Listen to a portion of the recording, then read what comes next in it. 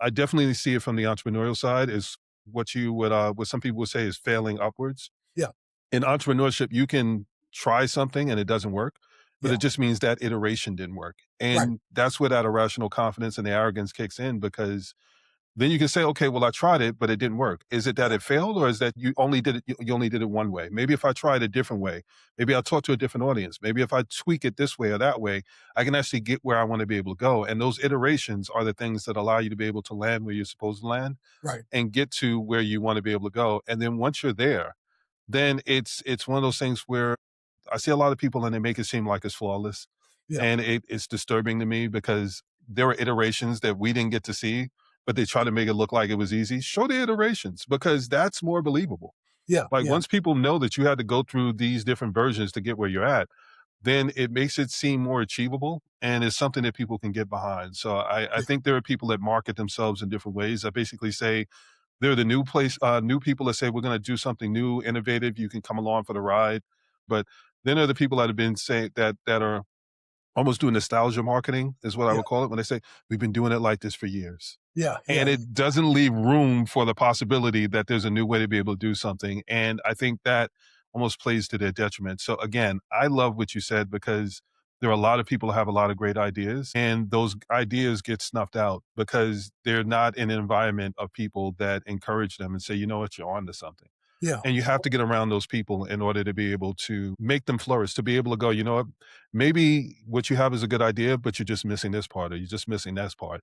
And yeah, that's really one of the reasons why I wanted to be able to have you come on and I have other people come on because we're trying to shine a light on those little blind spots and encourage, but also give the extra information that someone may need because the context matters the most. So yeah, yeah, again, I love what you said because I think that's a part that's really, really missing for a lot of people. yeah.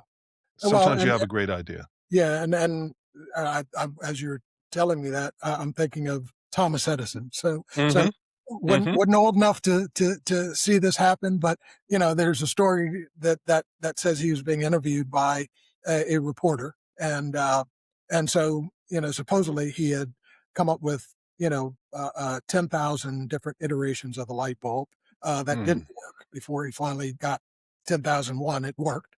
And so the reporter asked him, what did it feel to to to fail 10,000 times? And his response was, I didn't fail 10,000 times. I found 10,000 ways that wouldn't work. Right. yes.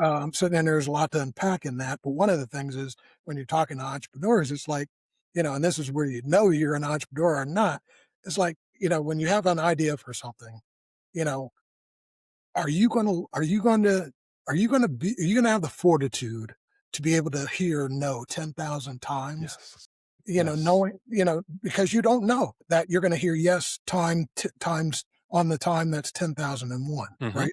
You mhm, don't know when you're going to hear that yes. But the point is, are you going to be willing to listen to no 10,000 times to get to that yes, right? He was. And most a real entrepreneur will do that. yeah, I'll give another analogy. Kathy Hughes, who owns mhm, a business called Radio One, largest owner of networks globally, mhm, black mhm, female, who started her career as a secretary at Howard University's radio station, wanted to buy a radio station back in the 1970s, um, went tried to get a loan. She got rejected, I believe, 35 times, and got a yeah, loan on her 36th time. Right yeah, again, yeah, how many people and again, she's a secretary, right? So she's not trained to run a business. She has a young child, a young son. She's married. She ended up getting divorced. She ended up losing her home, living in the radio station after she was able to actually get a loan to buy it. The radio station was failing in the beginning, and so she and her son lived in the radio station for several years until she was able to turn the business around and start to make money. Now she's the second richest African American woman in the United States. how about Um, that? uh, but um, and actually was able to, through the proceeds of the business, send her son to the Wharton School of Business to get an MBA, and he now runs a company for her. But Beautiful. again, how many people are willing to hear no, whether it's going Yeah, to get a loan, whether it's trying to get advice on your idea, whether it's trying to get feedback from prospective customers as to whether or not they'll buy your product or service. How many people are willing to hear no, 10 times, 50 Yeah. times, 100 times, 1,000 Yeah. times. And every time, you're hearing no, it's the equivalent of getting punched in the face. So it's like, okay, I'm Yeah. getting punched in the face, I'm getting knocked down on the ground. I got to get up, dust myself off, and say, hey, punch me again. Right? Yeah. Because eventually they're going to tire themselves out and you're still standing, you know, and now you can give them a punch, right? But Yeah. you got to be willing to take those punches. And if you can't, you're not cut out for entrepreneurship, you know? Um, Yeah. Yeah, I mean, that's a fair point. I can think of as you're saying that, I'm thinking about how many different no's that I've heard. yeah, And in all honesty, again, going back to the irrational confidence, what I heard was not right now. yeah, Like, yeah, clearly I didn't explain it the right way because if I did, you would see what I see. yeah, And one of the things that I try to explain to people is, you know what, when it's in your head, it makes sense. yeah, But sometimes when you're trying to explain it to someone else, it doesn't. And it's just because it may not be their dream.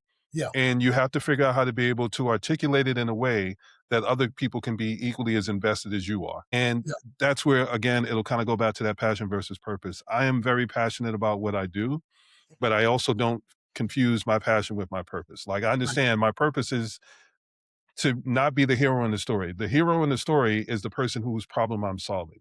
yeah, Like, you had a challenge, problem, or struggle. I came in to be able to help you address that. I'm the narrator. I can tell yeah, you what it looks like. I can tell you yeah, what you're going to do.